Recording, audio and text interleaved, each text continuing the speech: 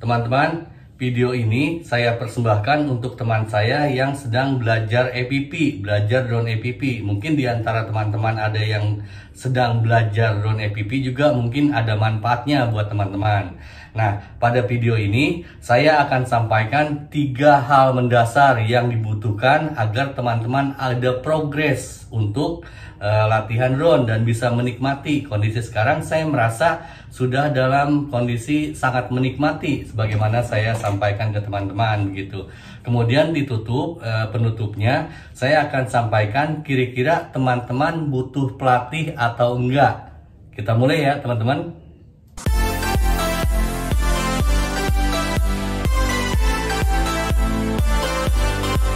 Begini teman-teman, di video utama saya sudah sampaikan bahwa untuk hobi drone itu tidak ada sekolahnya, sekalipun untuk drone hobi sekalipun nggak ada sampai sekarang setidaknya ketika saya bikin video ini. Itu jadi kalau teman-teman hobinya main tenis kayak dulu saya main bulu tangkis, karate, itu pelatihnya ada dan sekolah kursusnya itu ada. Tapi untuk hobi drone itu nggak ada, belum ada sampai saat ini gitu. Jadi kalau sekolahnya belum ada, kira-kira bagaimana caranya supaya kita bisa terus belajar drone begitu kan, walaupun kondisi sekolah resminya tidak ada. Ya kita dengan bacain video-video tutorial, dengan lihat di internet, dengan ikut komunitas, seperti itulah kita bisa terus berkembang dengan sharing begitu ya. Itu intinya. Kemudian 3 hal yang perlu dimiliki agar teman-teman bisa berkembang adalah teman-teman pertama harus punya gear. Gear itu Google, kemudian remote, kemudian drone-nya gitu. Jadi teman-teman harus punya gear-nya dulu gitu. Kalau saya yakin kalau teman-teman yang udah belajar mungkin udah punya si remote-nya kayak gini. Nah, saya ambil remote saya ya. Kayak remote ini saya pakai Radio Master gitu. Jadi gearnya teman-teman harus punya. Teman-teman saya udah ada yang beli Radio Master Pocket gitu. Radio Master. Nah, kalau ini saya pakai Radio Master Boxer begitu. Bebas mau pakai apa juga sesuai dengan kemauan teman-teman, daya beli dan kira-kira kenyamanannya. Sebaiknya lebih baik kalau nyoba dari teman, terutama kalau Google, karena kalau Google itu sangat sensitif gitu. Google buat mata gitu. Jadi teman-teman yang pertama yang harus jadi modalnya adalah gear gitu. Yang pertama. Kemudian yang kedua itu spot teman-teman. Begini, spot itu penting. Kalau teman-teman belajarnya pakai whoop, tiny whoop gitu kan, yang kecil gini, ini drone kecil, ini dibanding ini 3 inci kan, kecil kan, atau inilah yang kelihatan sama 5 inci perbandingannya, jauh kan gitu. Terus dia pakai propeller guard, jadi dia ketika kena badan, kena apapun, dia nggak masalah, tidak terlalu menyakiti gitu. Kalau yang ini tuh menyakiti, saya sampai pernah luka di sini dulu gara-gara ini. Maksudnya bukan dia sih, temannya dia dulu yang udah rusak gitu. Jadi teman-teman harus punya spot.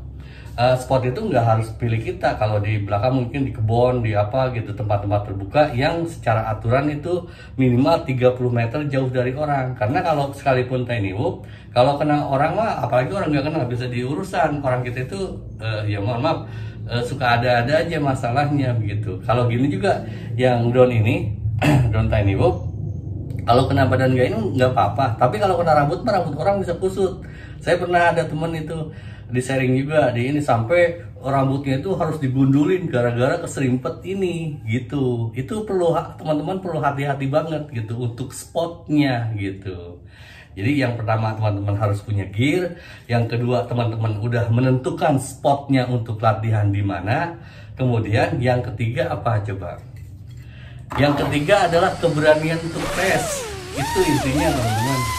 Ini mohon maaf saya ini juga ke Om Bonel, kemudian ke Om Aryaku gitu. Saya merasa mohon maaf ya, Om Aryaku, saya udah belajar 5 inci. Saya tuh udah terbangin 5 inci. Sehingga saya udah lupa banget, kalau bukan lupa banget ya, kayak ini misalnya ini tuh udah agak malesan saya kalau nerbangin ini. Misalnya sharing, ditanya misalnya, Om kalau yang ini TinyWhoop yang bagus apa? Saya udah lewat masanya gitu. Ya mohon maaf ya, saya ceritain aja.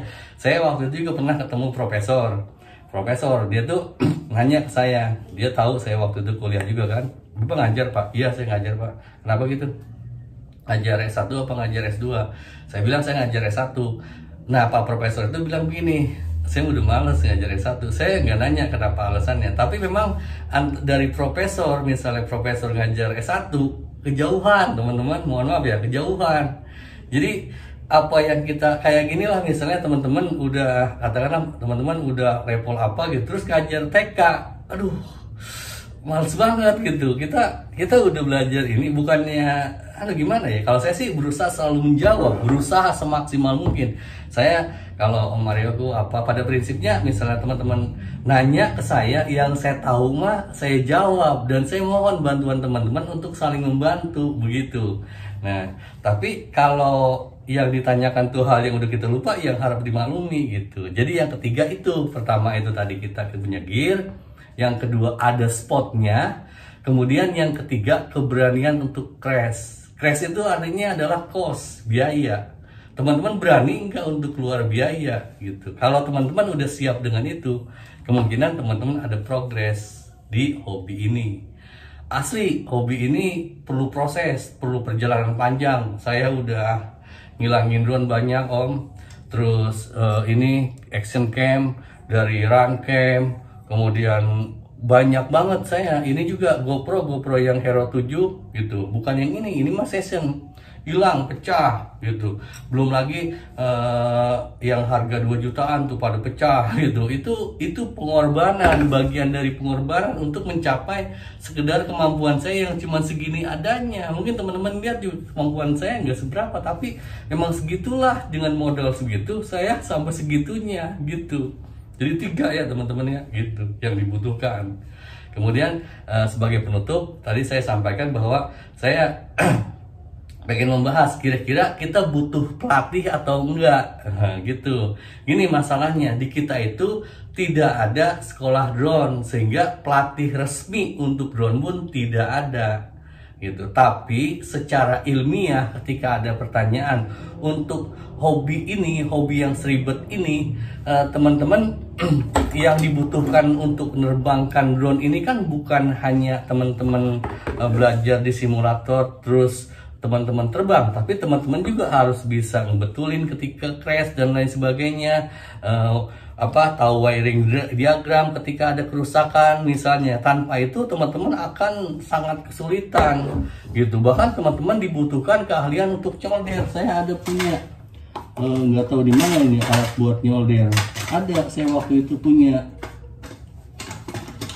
pad untuk solderan gitu. Jadi untuk nyolder itu teman-teman perlu latihan juga gitu. Nah perlu nggak kira-kira itu pelatih gitu?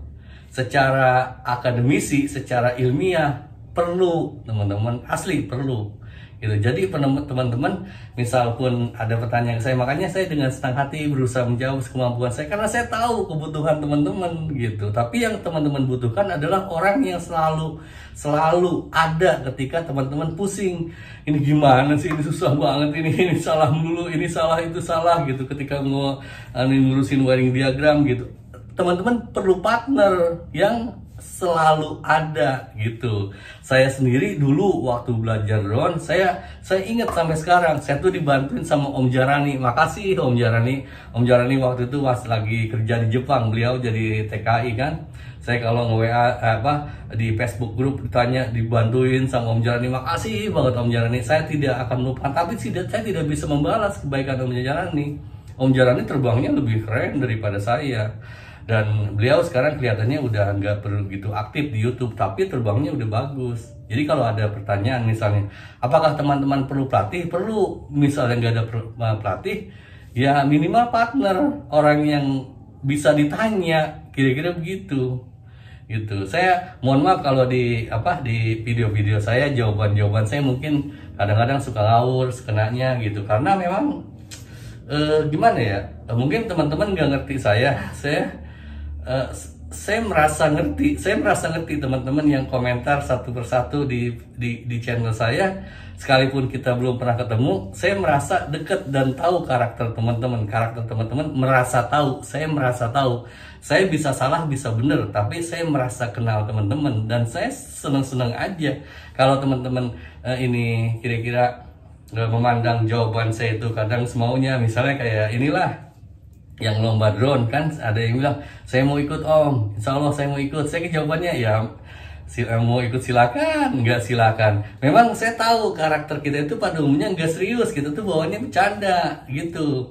Untuk cross checknya, coba aja teman-teman masalah utang aja. Misalnya teman ada yang minjem ke Anda, saya minjem uang dong, besok saya bayar. Kira-kira besok bayar apa enggak? Kebanyakan orang kita itu bercanda, omongannya enggak bercanda lah. Makanya saya pun harap dimaklumi kalau saya ngejawabnya bercanda gitu. Kira-kira gitu. Ya gitu ya.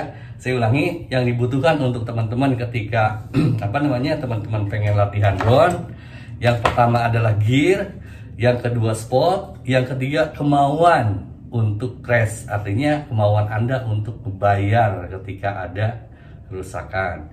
Kemudian perlukah pelatih? Sekalipun pelatih resmi tidak ada, teman-teman tetap perlu, karena hobi ini ribet. Gak mungkin, menurut pandangan saya gak mungkin ada orang yang megang drone tahu-tahu bisa. Hobi ini ribet banget asli. Tetap Anda butuh pelatih. Kalau tidak ada pelatih, partner, teman berbagi. Kira-kira begitu yang pengen saya sampaikan di video ini, untuk menemani teman-teman yang sedang latihan drone. Kira-kira demikian yang saya sampaikan. Mohon maaf sekali kalau bila ada kesalahan, dan kalau ada masukan, komentar, silahkan tuliskan gitu. Terima kasih teman-teman, jaga kesehatan. Awesome.